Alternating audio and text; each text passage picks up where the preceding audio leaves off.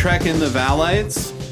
Welcome again to another episode of Trek in the Valley, the non-encyclopedic Star Trek podcast that records just off Auto Row in Van Nuys in the sunny San Fernando Valley. I'm Adam Ordall Quinnell. I'm here with my co-host with the Mo-host. Hey, what's up? This is Al Hirt here. Mr. Al Hirt. And every week we get together here in the Valley to discuss an episode of Star Trek, the original series. We do a recap. We talk about what we liked, what we didn't like. That's basically it. We recommend some stuff that we enjoy at the end of every week, and that's pretty much it. So yeah, it's pretty straightforward. If you're new to the podcast, thanks for coming. Yes, and, thank you for listening. And everybody else, hey, let's do it. Last week, we discussed a great episode. What Al said might be his favorite episode.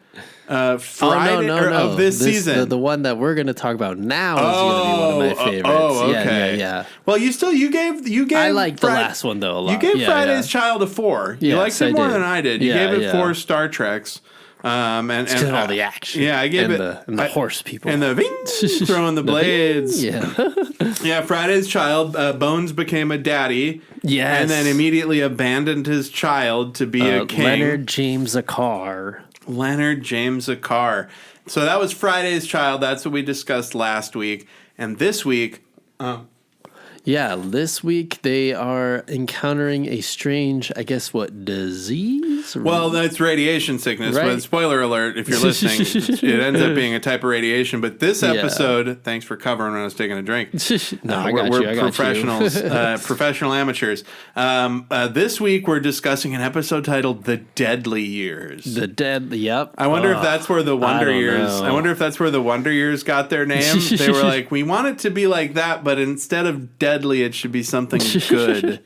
So The Deadly Years. Yes. And this episode debuted on December 8th, 1967, about 60 years after this podcast is hitting your ear, or before this podcast is hitting your eardrums, gang. We're really kind of syncing up. I love it.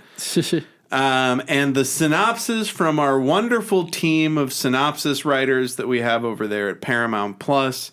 It says, accelerated aging affects the senior officers and threatens Kirk's ability to lead. Accelerated aging affects the senior officers and threatens Kirk's ability to lead. Well, it threatens everybody's ability to lead. Motherfucker, don't just single out Kirk. Officers' the senior ability to lead. So basically, the crew goes to the beach where people get old. And they bring a little bit of the sand with them on the Enterprise, and they keep getting old. Now, content warning, this is kind of weird. If you got sensitivity about dementia, if you recently have gone through it with a family member or something, awful. There's a lot of that in this episode. I never thought I would have to say that about one of these, but sure. And I know people who've gone through it, so keep an ear out. Yeah. Now, so we start with the away team, as many great episodes start with an away team. They're checking up on a science crew or whatever, a science team, and the science team has to check in every so often. And this one hasn't. They're late. Mm-hmm. And Kirk said he just spoke to the head officer in charge of this mission, and he sounded weird and distant. He didn't really know what was going on, and then. Boom! Chekov finds a creepy old dead body. So they can't find anybody when they arrive, and it was scheduled. Kirk says he spoke to the commanding officer there a few hours ago, but it sounded weird. And then Chekov walks into a dark room. Yeah, and there's stumbling around, pure silence until he sees the dead body. He turns on a light and he sees this dead body. I'm going to talk about this a lot. So the dead body that he sees, it looks insane. It looks like a zombie sleeping. It's a mummified kind of thing. It looks like it doesn't, and I understand that they're on the space beach where people get old, but it just doesn't look like a corpse to me. It looks like some crazy shit happened. Chekov calls out to the captain. He's all scared. they go in and look at him. Oh. And here's what I love. This is one of the things I wrote notes about. So Bones checks it out, right? Yeah. Bones scans the weird body, and Bones says this. He says, it's exactly what it looks like. This man died of natural causes. Is that what you think it looks like? Yeah. You think I thought that he got turned into like a weird limestone gargoyle corpse. Like you think that's what he got his blood sucked out of him or something. Yeah, he was turned by a vampire that replaced his blood with something green. Of course. Like what the hell, dude? It does not look like natural causes at all. I love it. Especially as we see later with the aging and the age makeup, they don't exactly understand what old is, you know. They're just like, more wrinkles? Yes. Turn him green. And then we meet an old-ass man and an old-ass lady, and we find out that they're 29 and 27, respectively. It's weird. It's kind of given the same creepy aspect, though, of when when Kirk and the gang find, what's it called? Who's that pilot that's alone on the planet? And he created the warp speed. They find him in the middle of nowhere. Cochrane. It's like when they encounter Zephram Cochrane, and he's like, "Hey, what's up? I can't believe I've seen you. I'm in the middle of nowhere." Yeah, and it's just like, whoa, what the hell? You're 29 and you're 27. Yeah, they meet a lot of people who look. I get what you're saying. I'm going to put it together for the audience. Sorry. They meet a lot of people who look different ages than they really are. Well, that's like one of the tropes in Star Trek too, though. Is No. I was thinking of just they also become young at some point. No, it's creepy where it's. I guess the encounter. That's what I'm saying. The encounter's creepy. Just like them running across all these weird, like different dilemmas. It just feels really. What is it called? It's like Twilight Zone, but like apocalyptic, but also like... Yeah, it's fucked up. It's cursed, as you say, as the kids say. It's all cursed. Yeah, it's all dark. Yeah, it's not just... It is a weekly cartoon thing. They show up, and this has like almost kind of a Scooby-Doo element to it. Yeah. Like they dressed up a corpse or something. They meet this old guy, he's 29. Ugh. The lady's 27. She also looks old. Dun, dun, dun. The Enterprise does its thing at the beginning with the strange new worlds that we all know and love. Amazing remastered shot of the Enterprise. I want all of these title cards as like posters. Another Pevney directed episode. And so basically they were just going to resupply Gamma Hydra 4. And they discovered these old people that are supposed to be young. Yep, none of them who are over 30. I love how they're like, whoa. I love how they're aging so fast, right? And Kirk is talking to this kid who's like 29, but he's actually 70 or whatever. Oh, yeah. And the guy goes, "I'm not deaf yet." And I thought it'd be hilarious if he went, "I'm not deaf yet. Now I am." Yeah, like that's how fast it's changing. Like I'm not like deaf yet. In the same scene, he's like, "Oh, I can't hear you anymore." And he doesn't get they don't get any information from those two old people. Yeah, it's really tough because even Bones is like, "Look, he knows he hears you, but he can't articulate anything about what happened." So. Yeah, he's too old. But that's it. So now everybody that was down there was dead. Yeah. They don't know what the fuck happened at all. They clearly didn't have any records or anything. And so we get to the ready room or the conference room where all the department heads are together trying to figure this out. And there's a little bit of a complication because there's a Commodore on the ship. What is that called? You call that like a time thing, right? What is that called in the plot? It's a ticking clock. The Commodore has to get to the. They don't really Starbase, right? They don't really tick the clock. Starbase 10. Starbase 10. They don't really tick the clock very hard in this one because they just tell them to go to hell and they'll get there when they get there. They throw the clock in the trash, but it's pretty funny. But yeah, and as we know, Commodores are shitheads. Like I don't think we've met a good Commodore. Yeah. The lady who was sick, I guess she didn't. It wasn't her fault that she was sick. Yeah. But she still wasn't very cool about everything. Because Commodores, they didn't come from being captains. They're closer to politicians, it seems. At least that's the experience we've had so far on the original series. Pencil pushers, as Kirk would say. I think later they kind of replaced them with admirals. Like in the future Star Trek, but isn't when admirals like from prestige from captain or a rank up? Yeah, it is. It's a rank up from Commodore, I believe. Oh.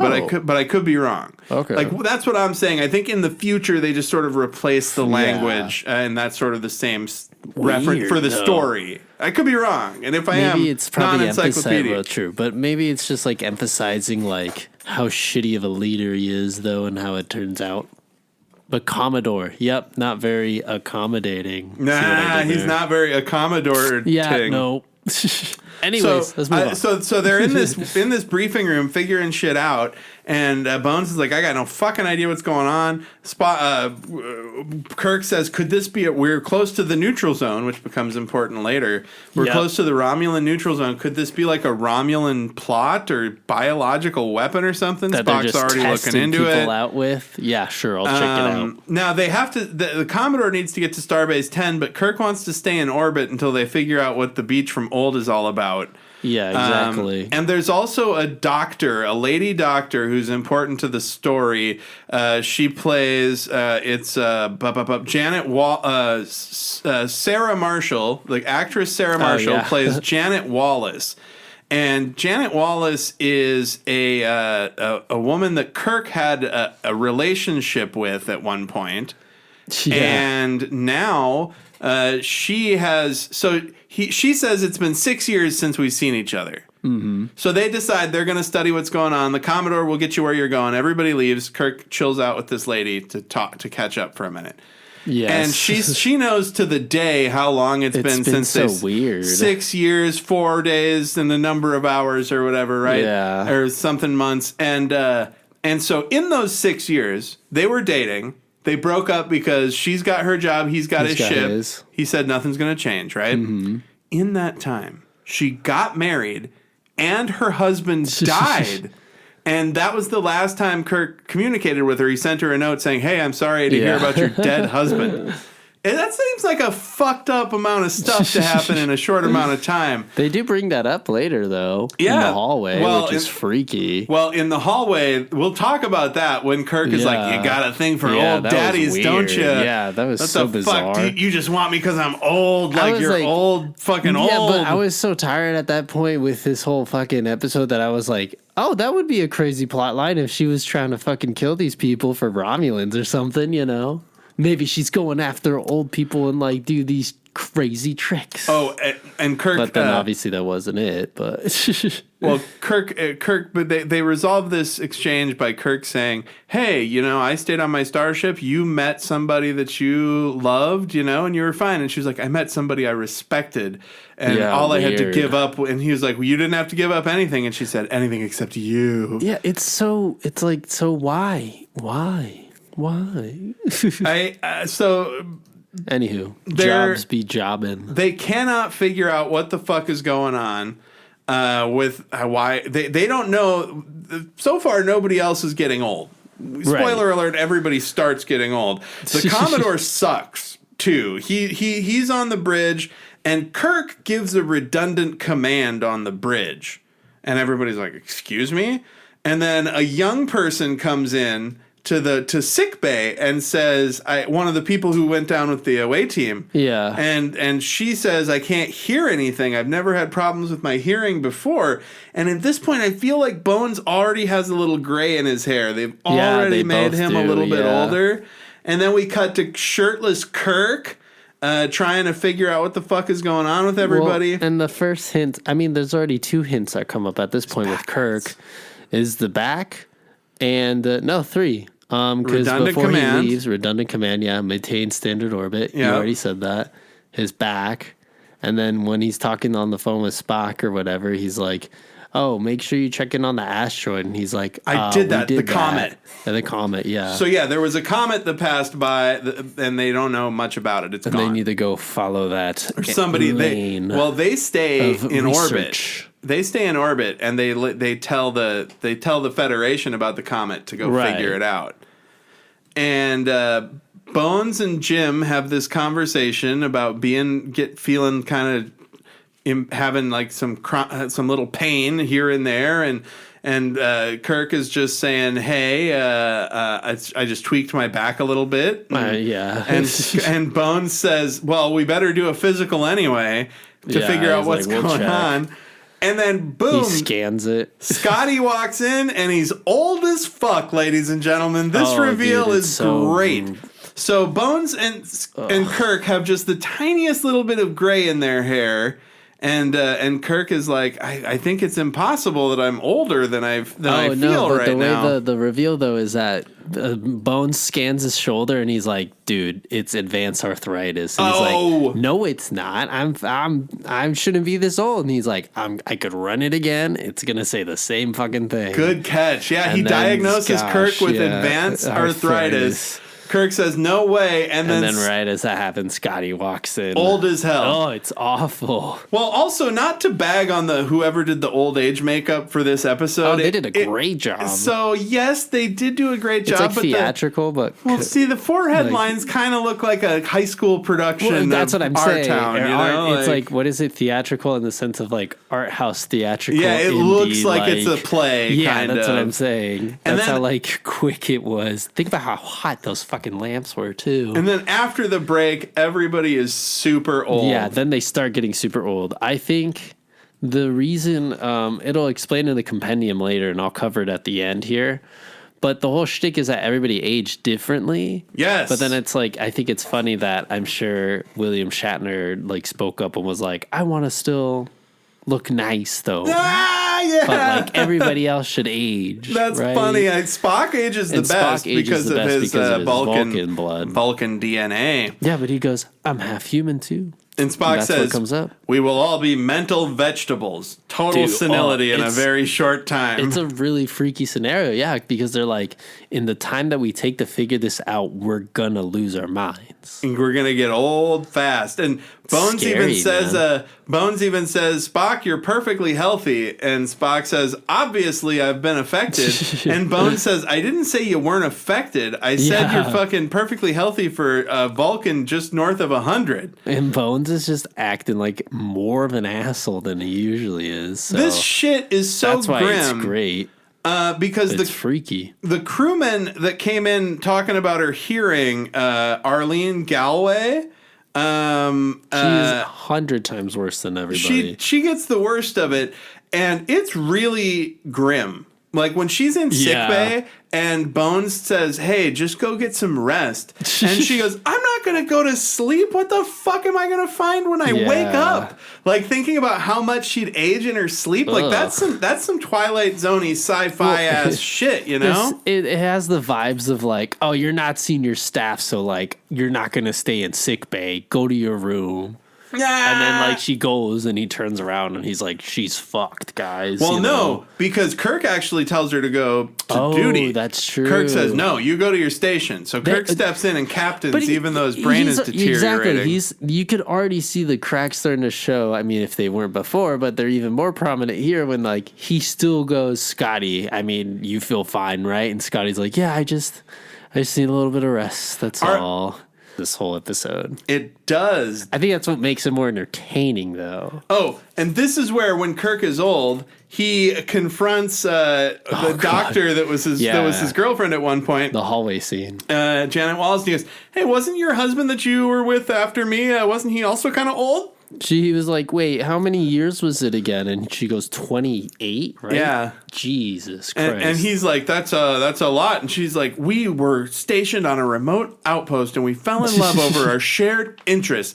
And it just, I don't even know exactly what he's accusing her of. Like, and the remote outpost, though, why bring that up, right? Well, that happens, dude. People are on mission and you're with who you're with for a year or whatever. So that makes sense. But just the fact, I don't know what he's accusing her of. Is he saying, you only want to be with me because I'm old? And then he even says, is this love? Are you offering me love? Present? Or a going away present? Like, I'm going to die. You want to give me one last fling? Dude, she wanted to fuck you before you got older. Like, right? Like, she was into him before. No, and it got me confused, too, because I was like, wait, is she making people old? And is she in on this? Like, that's what I said at the beginning, but I was like, damn, this episode's crazy. But then I was like, no, he's just being a big asshole, actually. So, dude, well, he's going through it. But then again, he is old. Oh, and then this great Chekov bit comes up too. So they've been studying Chekov because he went down with them, but he didn't get old. And he's okay. So he's not getting old, but everybody else is. And he's doing constant physicals too. So they're always testing him, and he's just sitting on the bridge stewing. He's like, give us more blood, Chekov. The needle won't hurt, Chekov. Take off your shirt, Chekov. Roll over, Chekov. Breathe deeply, Chekov. Blood sample, Chekov. Marrow sample, Chekov. Skin sample, Chekov. And he says, if I live long enough, I'm going to run out of samples. And then Sulu goes, yeah, but at least you'll live. Yeah. And he goes, yes, but I won't enjoy it. I love that whole like back and forth too with the crewmates up there. It just gives like, I don't know, it gives a slice of life kind of, atmosphere into the whole show. Yep. And right as that happens, though, the story goes on when Kirk's still trying to run this whole fucking thing. While his mental health is deteriorating rapidly as he ages progressively. But my bad. I felt like you wanted to say something about Sulu. No, I did. No, Sulu was just like, hey, at least you'll live. Yeah, and Sulu's always kind of a reasonable guy. I like that about Glass him. Half full. So this scene is important because it shows Kirk fucking shit up twice. Yes. He gives the move out to 20,000 feet Peregree twice, and he doesn't need to. And he tries to sign for something he already signed for. Now, while he's doing this, the Commodore is like, we got to get to Starbase 10. Look, at Starbase 10, there are facilities there where we can fucking help you all, you old bastards. I'm watching you all deteriorate in front of me. Let me fucking help you, dude. And Kirk is just like, no, we got it. Yeah, this whole episode gets really cringy up to a point. Cut to Kirk sleeping on the bridge, and Spock comes up next to him. He's totally out of it. Yeah, and Spock walks up, and Kirk's like, whoa, hey, Spock, I was thinking. And Spock's like, of course, yes. And I was deep in thought, not being old and sleepy. Of course. And this is where Kirk fucks up yet again. Yep. He asks Uhura to send a message to Starfleet with code 2, and she says, but sir, the Romulans have already broken code 2. Like, and Kirk says, code 3 then. You know what I meant. Yeah, right. And it's like, it's so cringy. I don't know. I feel like they should have, in any other episode, I feel they would have been like, okay, you clearly aren't fit. We're going to switch you out real quick. But I think the reason and the tenacity of Kirk, but also the reason with the senior officers all being who would it be? It would be Sulu, exactly, right, or I don't know who would be. I don't know. I think Sulu would do all right. He's working. He says later he's only worked there for 2 years. Well, still, I think that he would be able to do it more than fucking Chekov with his weird wig, or Uhura. She knows what's going on. Yeah. She's always asking the right questions. That's true. She always is the one that solves it, or the one before that solves it. So Spock is complaining about his rapid aging, and one of the things that I love about him is he keeps saying, it's just cold. He's like, even though it's warm, I've got my fucking...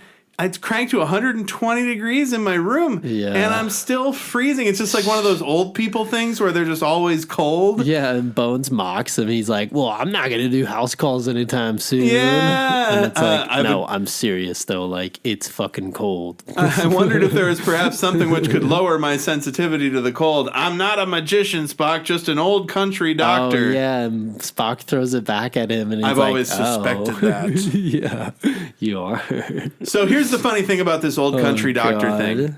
You're in space, dog. Yeah, you're not an old country doctor. And I feel like the whole thing too with it goes back to what planet did they fall on where they all got happy and Bones went back to his southern accent. Oh, I can't remember the name of the planet, but yes, when they got the spores in their face, and he was like, I'm drinking a mint julep on the porch, and all I want to think about is maybe being that's a country thing, right? And he's saying we got to start over to figure this out. he's telling Dr. Janet Wallace, well, if we don't have the solution, we got to fucking start over, goddammit. Yeah, he's like, we got to do something. I'm just going to keep getting old. Yeah, he's freaking out. And he's like the one who's still trying to figure it out because Spock is like trying to be the first officer and Kirk is losing it on the bridge.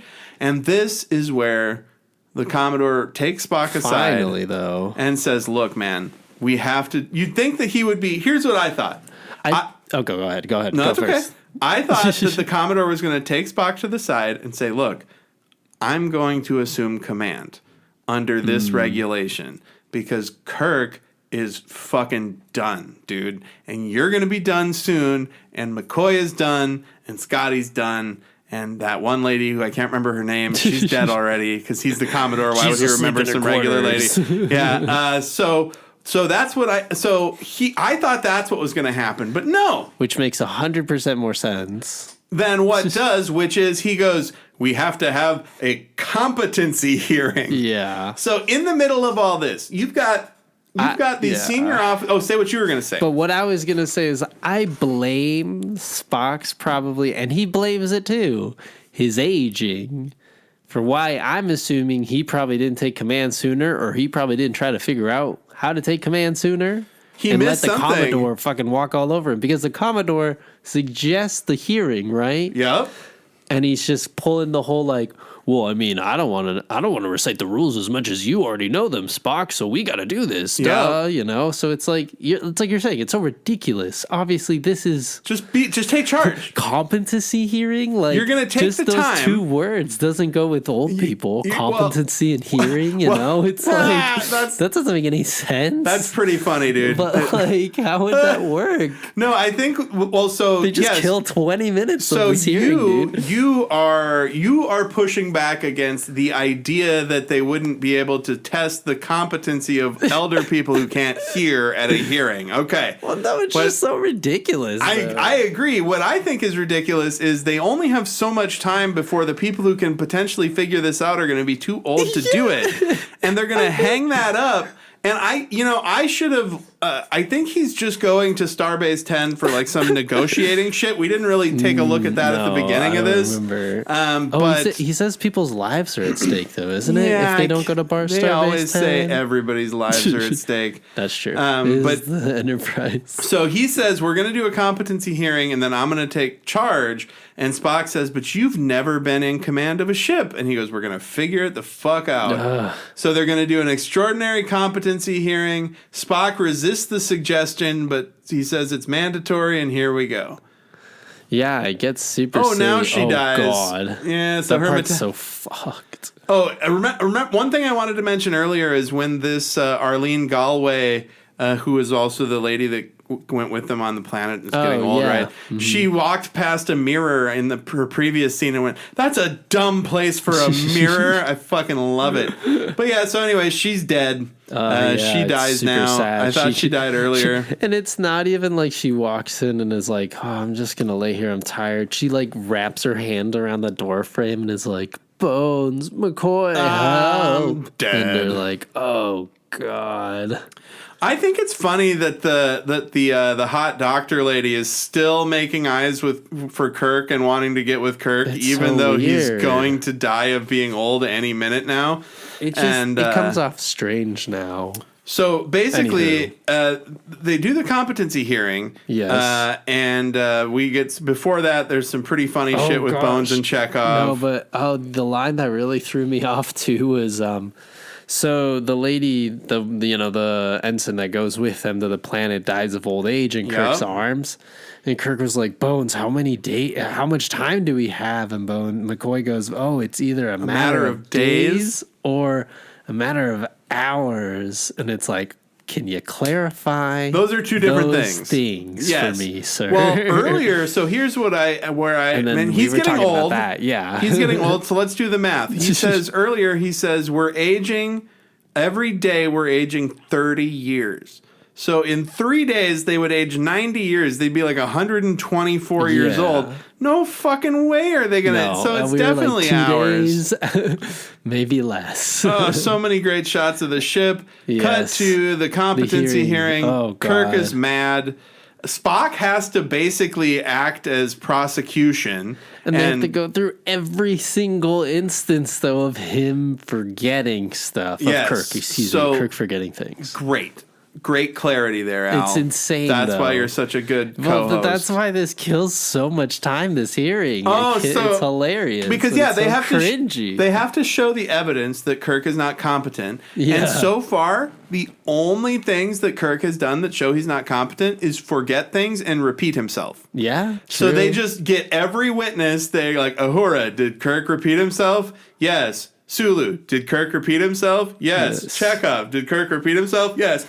Clearly he's incompetent. No, and then they did with the Uhura. It was like, he did say code 2, right? And it was like, yeah, but I did have to clarify code 3. Code 3. Because, Code so 2 is compromised. He's fucked up little orders all over the place. And and then he signed the thing. He forgot that he'd already signed the thing. He got fucking pissed too at the yeoman. He was like, "Damn it, yeoman! Why would I ask you to bring this over if here? I'd already signed it?" Yeah. And she's like, "Your signature, sir." What is this? So Kirk says he's 34 years old, and the computer says that his age is between 60 and 72. And he's like, no. I'm 34. That can't be. And then Spock, the nail in Kirk's coffin is Spock goes to McCoy and says, McCoy, in your opinion, what the fuck do you think about this? And he goes, look, even at 72 or whatever, Kirk is better than just about anybody. And Spock's like, is he fit to serve? And he goes, no, he's not fit to serve. Nah, he's aging really fast. No, but it's so off. Bones and Scotty look so much worse than Kirk. Well, Bones, I feel like, even though they're similar age, the actors, I think, but Bones always felt like the oldest of them all. For real? It makes sense that he would age, but Kirk, really has a silver fox thing going on. And Kirk is he's so sad. He's just wailing about being removed from command. You can't remove me from command. They say, he even says, ask me more questions. I'll show you how sharp my fucking brain is. Ask me any questions. Yeah, we're around Gamma Hydra 36, and I know exactly where we are. And everybody's just like so sad, like, oh my god, he's losing it. Because they all know it's 4. And he goes, look, you know what? It doesn't even matter where I am. Like, I can still command. That's not what it takes to run a starship. Being a captain isn't about knowing where your ship is in space, all right? It's about not remembering things.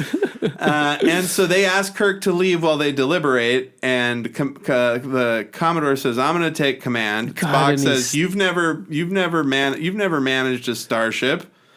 And there we go. So God, Kirk's still in denial though as he walks out too. Spock's like, "Hey, you got to leave so we can vote," and he's like, "Yeah, true. Y'all should vote so we can get over this bullshit. I'm going to get back to work. I'm going to my quarters. Fuck you guys. I'm going to get back to work. You guys vote. Let me work. I'll be working." Yeah. So the Commodore is in charge for 10 seconds, and his first order is chart a course direct to Starbase 10.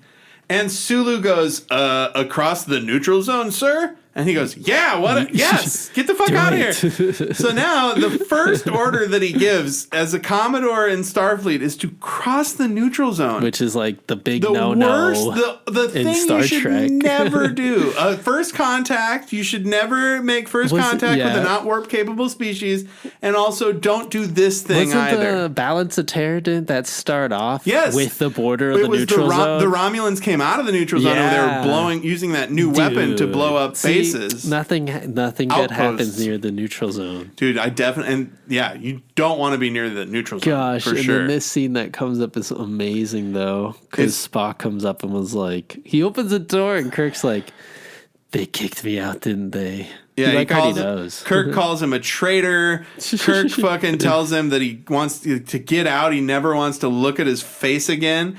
And this lady is still into Kirk. And he's like, I'm 100 years old now. Come on. Look at me closely. What do you see? And she says, I see Kirk, a compassionate, strong firm. And he's like, and I'm so old. How can you still be into me, you crazy broad? Yeah, but then this next scene, this like incoherent rambling, and they have to figure out they solve the problem. Oh my god! So I personally think this could have happened 15 scenes ago, but like obviously they weren't that smart, right? Oh my gosh! And that's what Spock even says. So they figure out, they're like, what's the difference between us and Chekov? And they realize that Kirk's like, we beamed down together. We went all to the same places. And he went, no, Chekov went off to... And Spock goes, no, incorrect. Chekov went off to find the body. Yeah. And Chekov was scared. And they're like, what happens when you're scared? Adrenaline. Bones. Yeah, he's like sweat. You cold sweat. You freak out. Heightened breathing. So basically, when you... So they... panic breathing, excuse me. They realize that it's the radiation from the comet making you old. Mm-hmm. And the reason Chekov didn't get old is because the adrenaline is in his body fought the radiation. And Bones even says for radiation sickness, they used to give something that was more like adrenaline than what they do now. So if we go back to that treatment, we might be able to synthesize something that will stop the aging. And basically, like, it'll be like a big shot of adrenaline. Yeah, and there's a nurse in the back that's like, so wait, when should we make this? And he's like, don't just fucking stand around, just make it right now. Oh Bones is like, what are you doing? We're so old. And Spock is like, oh yeah, I guess we'll make it. Yeah, well, I guess we have to try it now. Yeah, right. And then it cuts to the bridge where the Commodore is just, the Enterprise is getting housed by Romulans. They're surrounded. Eventually, there's 10 Romulan ships around them. Right now, they're just getting shot by one. Sulu's like, Commodore, what should we do? Commodore is frozen up, cut back to them old in sick bay. Kirk just wants to get up to the bridge. He just stands up and he's like, Bones, my bridge, I gotta get the ship. Commodore's fucking up my ship. I gotta get up to the bridge. Yep. And Bones is like, no, you can't. You can't. And it's just these two old people hugging each other. Cut to the bridge where Sulu is like, they're not going to answer your hails, Commodore. We've tangled with these motherfuckers before. They're intense. I was like, they don't really care. Sulu's like, she's right, Captain. He's going to kick our ass. And then, while the Commodore's trying to figure that out, it cuts to the old dudes in the infirmary again. Yes. And Kirk is like, I'm the one who gets the first shot. My ship, my ship. But Spock is saying, I'm going to take it. And Kirk is saying, I have to take it. I have to get up there. They say it could kill you. He says, fuck you. Give me that shit. The ship's going to blow up either way. So they give it to him. And this sequence is great because they're not showing his face as he's having the treatment done to him. It cuts to like the bridge and the ship shaking. And then it shows Kirk thrashing his legs about. Yeah, it's like, fucking awesome. And then he's like turning into a werewolf. It is very much like a werewolf transformation. There's great shots of the Romulan warbird and the Enterprise. Yeah. Kirk is still thrashing. He's tied down by seatbelts. Old Bones says the aging process is stopped. He's like, no. Bones asks, he's like, what the hell's happening? And the nurse is like, oh, the aging process is stopped. He's getting better. It's slowed down. Getting stronger. Boom, immediately cuts to the bridge, and they're all fucked, right? And Commodore is about to surrender. And Sulu's like, Chekov says, the Romulans take no prisoners. Yep. And this Commodore is just, I love his descent into panic. Yeah. I love how he realizes how there's nothing I like more than a bureaucrat realizing they're in over their head. Yes, it is amazing. Fucking love it. Compared to how fucking arrogant he was a couple of hours ago about the whole like, oh, we gotta have a competency hearing. We gotta have at least a 30-minute competency hearing. And then how competent are you if you fly through the fucking neutral zone? And they're being attacked by these Romulans, and they didn't even get to the neutral zone yet. Yeah, this is before they get there. And you're already being shot by warbirds. It's Starfleet too, and they're gonna write all that shit down. They're gonna write all your orders down. They're gonna write everything. This guy get fired. Should be drummed out of Starfleet. Yeah, fucked up. Oh, anyways, something I forgot to mention earlier. As this happened, go ahead. They do a great science montage of them studying. Like true. There's excellent editing and dissolves while they're trying to figure out the serum. But anyways, it cuts to the bridge, right? Yep. And then as they're all surrounded, they're losing power. Boom, Kirk comes back and he's immediately young. Spock still has a gray, But then, what is it? Kirk's like, fuck it, let me take over. I'm taking over. Like, get this fucking buffoon out of here. And so they kick him off the chair.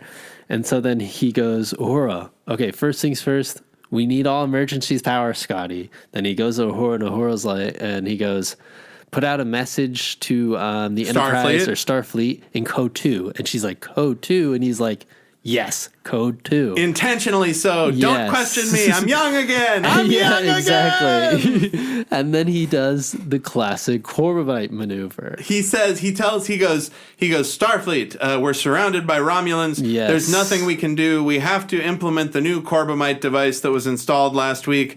We're going to blow up the ship and kill everybody within a light year. Essentially creating a new area in the neutral zone. Yeah, we're expanding the border. Nobody's going to be able to come through here for a year or two, So just we're going to send a message to all Starfleet flights to not go through here for like 4 years or something. Yeah.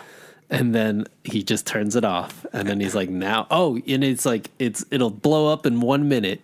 Yeah, they have 1 minute. Is the device. And at the corresponding dead zone, all Federation ships will avoid this for the next 4 solar years. And then they take off. The Romulans give ground, and they bounce. And then he says, all hands stand by. They whip out of there, and boom. As soon as the Romulans realize what's happened, they go out of the neutral zone. Yeah, dude, he whipped a shitty, and that's it. And then they have an interesting exchange where the Commodore is basically like, hey, I think I realize now that there's more that happens on a starship than because Kirk says, I hope now you realize that there's not much you can do on a starbase that you can't do on a starship. Yeah. And he goes, if I may say so, Captain, I am now quite aware of what a starship can do with the right man at the helm. Giving him his flowers. True. And then Bones comes back, and he's younger now. And I think that Spock hasn't gotten the shot yet. So he says, because of your Vulcan physiology, I've prepared an extra potent shot for you. However, I thought you might like to know that I've removed all the breakables from sickbay. That is very considerate of you, Doctor. I thought you'd be happy to hear that, he says. Dang. So Spock was still getting older this whole time. He was like, just do your thing. He's such a gent, dude. Well, yeah. That's why I like Spock a lot. I can hang. Yeah. I don't age as fast as y'all. And he goes immediately to hitting on the Dr. Kirk. Yeah, he's like, I'm young again now. Hello. And there's an interesting thing where Kirk says warp 2 or whatever, and Sulu says warp 2, and Kirk says, I thought I just said that. Yeah, right. And then it just ends. And then the laugh track hits, and we get that awesome remastered shot of the ship flying away. So I said what I thought last time, but what did you think of this episode? Oh, I said what I thought last time too, but I'll start. Right. I liked it. I liked it. Well, actually, so I think that it's like I kind of. So I would give this like a 3.5 again, which isn't a bad score. The more I think about it, the more I think that like 3.5 is like a pretty good episode of the show to me. I think to get like the 4s, like 4.5 is like Balance of Terror. Maybe that's a 5. Yeah. I don't know. But I would say if like you're looking at Balance of Terror as a 4.5 or a 5, to me this is a 3.5. There's a lot of they do a fucking competency hearing instead of action. That's true. I'll give them that. The science montage is like 5 seconds long. They do like 2 fades. Like there should have been a lot more of that. I will give them that. I like the idea of the aging. I like that it's caused by a comet. That's very sci-fi. Like in that Stephen King story, Maximum Overdrive, where all the cars and stuff come to life. That's because of a comet. And I think that even though the fucking competency hearing is like bullshit, it's Shatner's performance in it is so sad. He's so desperate so good, when he's just like, ask me anything. Ask me any question. Yeah, I know any question. I can answer. He almost sounds like Trump. Ask me any questions. I'm not an idiot. So I gave it a 3.5, but I liked it. And I thought it was interesting, the explanation for why Chekov was not affected. And I liked that the Commodore eats crow at the end. Oh, and how they bring back the Code 2, and then, referencing the Corbomite maneuver, another episode we loved. Corbomite maneuver is a 4.5. Yeah, of course. So yeah. So I would say 3.5. I liked it. Had a lot of good stuff going on.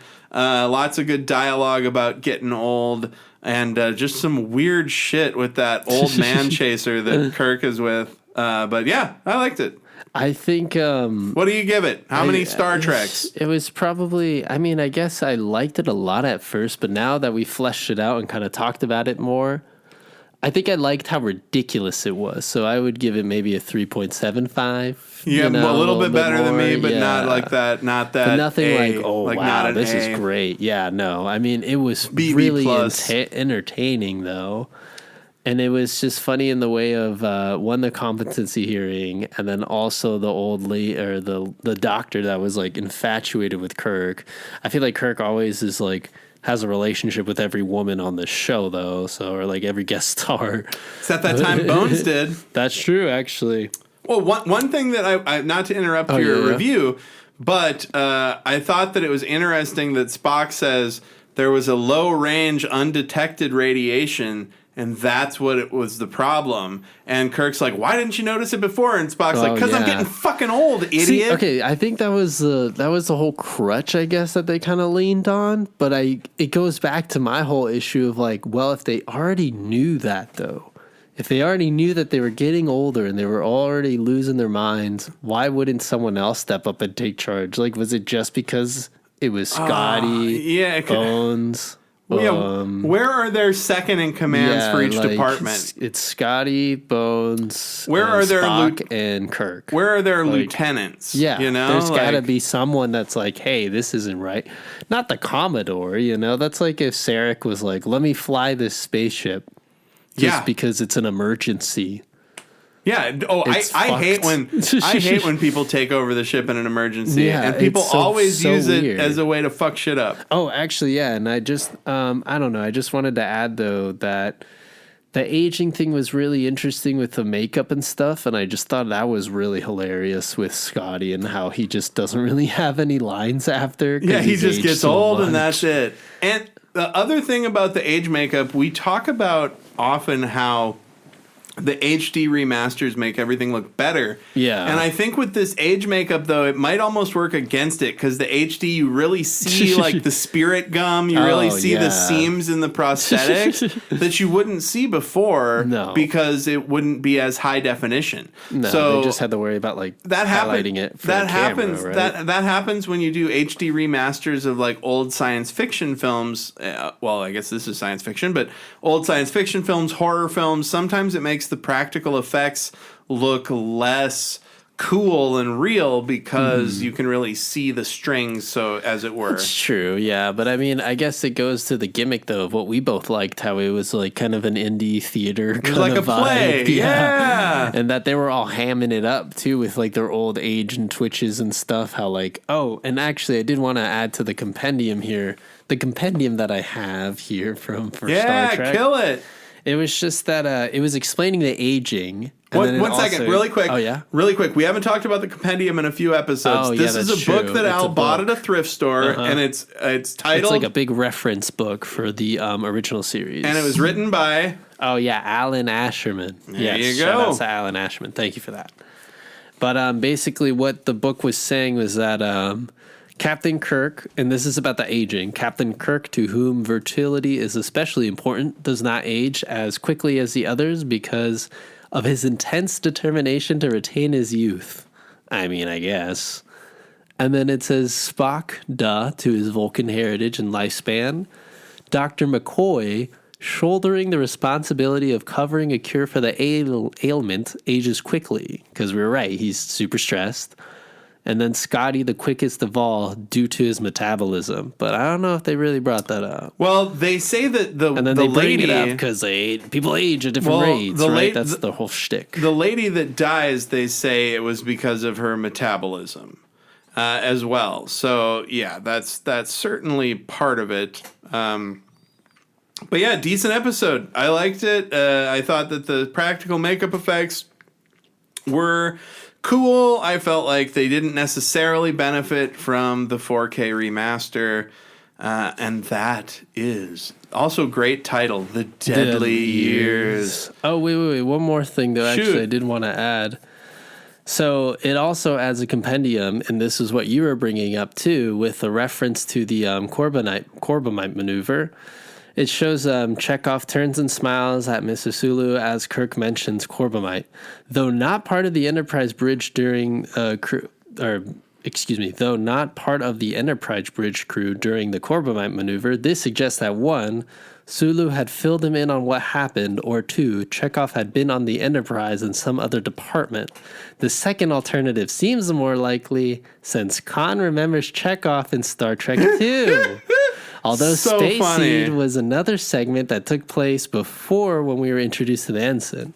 So it's like, oh, that's what Adam was thinking about too, with the whole like, how does he even know who Chekov is? Yeah, I thought about it way too much, just like that guy did. Chekov was in another department, yeah, but it's like that's kind of a weird explanation. But I guess it makes sense. 400 people. We both thought about it too much, me and Mr. Asherman. But anything else for The Deadly Years? Oh, yeah. No. That was pretty much it. It was a pretty Deadly Years. They get old. Episode. M. Night Shyamalan style. Yes. What's your recommendation for media this week? Oh, yeah. Let's see. Other than, obviously, Invincible that we're still going to keep watching here. Yes. I don't know. There's just been, like, really good albums coming out. Oh, there's a new Chase and Status for some drum and bass. Ooh, and for our drum and bass listeners out there. Some lighter drum and bass. There's a Pink Pantheress. She's like kind of pop. I guess it's like, do you know what's crazy? So much time has passed that like the 2000s, like Britney Spears, like K-pop, or not K-pop, but like the 2000s pop aesthetic. Yeah.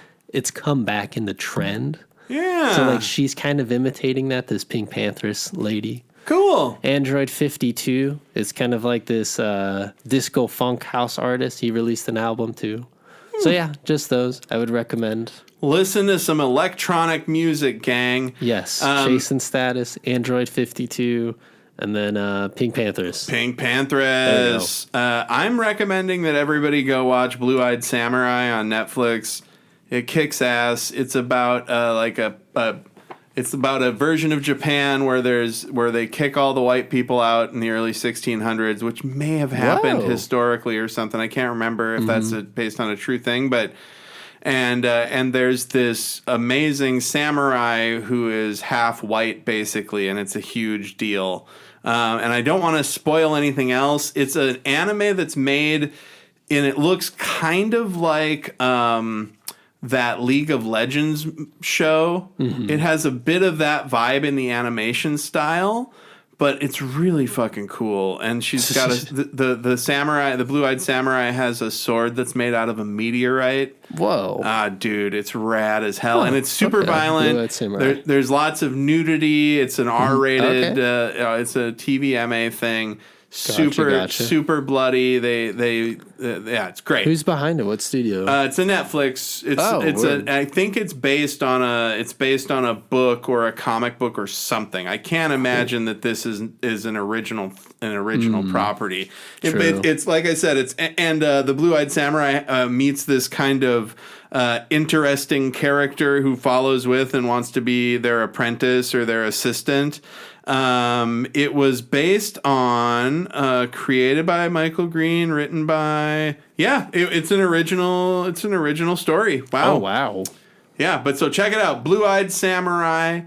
And next week, we didn't do next week last week, I don't think. No, we did the Deadly Years. Okay. So next week we're going to be discussing Obsession. Okay. I'm not going to read the Paramount Plus synopsis because I don't want to spoil it. Obviously, spoil it. But I will say that the IMDb one says Captain Kirk obsessively hunts for a mysterious cloud creature he encountered in his youth. Okay.